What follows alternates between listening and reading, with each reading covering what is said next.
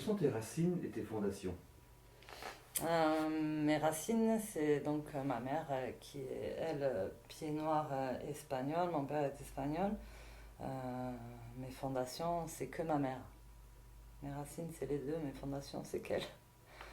C'est c'est mon pilier. C'est l'incarnation de la perfection pour moi. Pas loin en tout cas. C'est vraiment une femme aimante, patiente. Elle a toutes les qualités d'une maman. De la maman que tout le monde voudrait avoir. Qu'est-ce qu'elle fait ou qu'est-ce qu'elle faisait comme métier?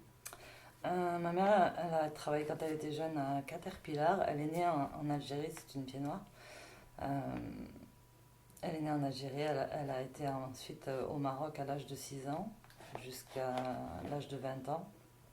Ensuite, elle a travaillé pour Caterpillar, et puis elle est rentrée en France, travailler pour Caterpillar, un temps pendant sa jeunesse, puis elle s'est mariée avec mon père, elle a eu des enfants, et finalement elle est devenue assistante maternelle. Et elle a élevé un peu quelques enfants au foyer.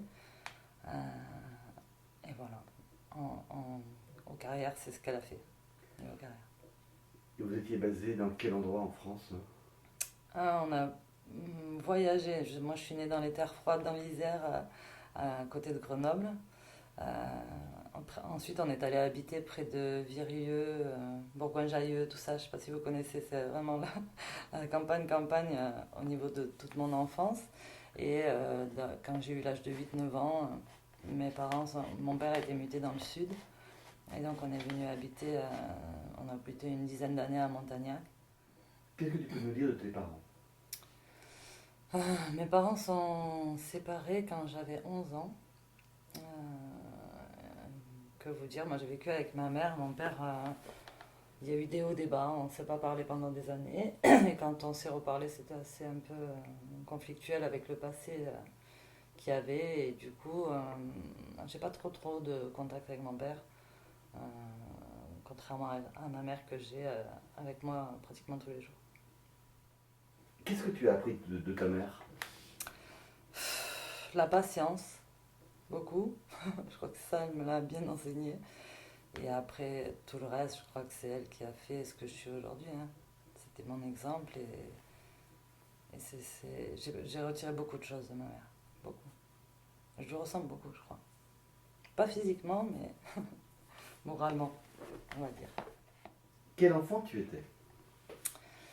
Euh, un peu espiègle, assez rapide, assez dynamique. J'étais très sportive. Ma mère elle me disait toujours le toit il te tombera pas sur la tête à toi. J'étais jamais à la maison. J'étais toujours à droite, à gauche. Bonne vivante, envie de tout. Ouais, j'étais dynamique. Tu as des frères et sœurs? Oui. Quels étaient ou quels sont tes rapports avec eux? Ben, des rapports fraternaux, j'ai envie de dire, avec les hauts et les bas, les frères et les sœurs. À part avec ma sœur, avec qui je me suis toujours bien entendue.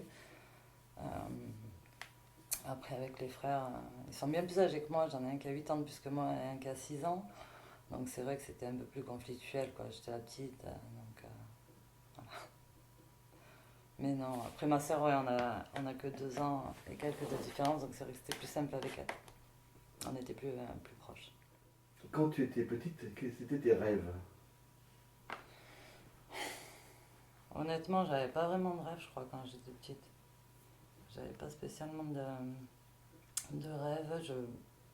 J'ai pas souvenir de m'être dit, ah, j'ai trop envie de faire ça quand je serai grande. Non, après, quand il a fallu commencer à y réfléchir, parce que, ben, un peu plus grande, hein, pas petite forcément, mais un peu plus grande, sortie collège, etc., qu'on commence à parler de métier. Oui, je me serais bien vue médecin urgentiste, mais non, j'avais pas envie de faire les études qu'il fallait pour le faire, donc c'était réglé. Donc voilà, j'ai pas fait ça, mais j'avais pas de rêve en particulier, non. Je les ai eus plus tard et je les ai accomplis plus tard. Quel élève tu étais? Mauvaise. Non. J'étais une bonne élève au primaire. Et puis, au collège, c'est parti en sucette. J'étais une mauvaise élève après. Et pas un exemple à suivre du tout. Jusqu'en quelle classe tu as continué? jusqu'à ce que je sois renvoyée, carrément. Ouais, non, c'était compliqué. J'ai fait jusqu'à un BEP, j'ai fini par un BEP sanitaire et social. Et après ça, tu as fait quoi? Plein de choses, tout et rien, parce que bah, du coup, j'avais pas de diplôme et ma mère m'avait toujours dit il faut que tu bosses, il faut que tu aies un diplôme. Voilà, mais voilà, j'ai fait mon BEP sanitaire et social et j'avoue qu'après ça, j'ai pas mal galéré parce que bah, j'ai fait des ménages, j'ai fait des saisons, les plantations de melons. Alors, grande comme je suis, je vous dis pas, je rentrais, j'ai eu des problèmes de dos très jeune, etc. Donc, j'ai beaucoup souffert de tout ça. J'ai vraiment fait des boulots pourris et j'ai regretté. Je me disais, ma mère, elle avait raison. J'aurais dû faire. Mais bon, j'avais pas envie. Honnêtement, euh, j'avais pas la patience d'étudier. Voilà. Moi, il faut que ça vienne tout de suite. Et l'école, c'était trop long. J'avais pas envie de ça. Ça m'énervait. Et je trouvais que c'était une perte de temps. Je savais que j'avais des capacités, mais elles passaient pas par l'école. Donc, je voulais faire autre chose et je savais pas quoi. Je m'étais pas trouvée, mais voilà, je savais que j'avais d'autres capacités que scolaires, quoi. Même si j'aurais très bien pu, hein, peut-être, je dis pas que je suis un cerveau, j'aurais très bien pu, même en étant moyenne, mais j'avais pas envie. Voilà. Donc c'est vrai que l'école, j'ai pas été un enfant comme ma fille, loin de là, loin de là. Mais juste parce que j'avais pas envie.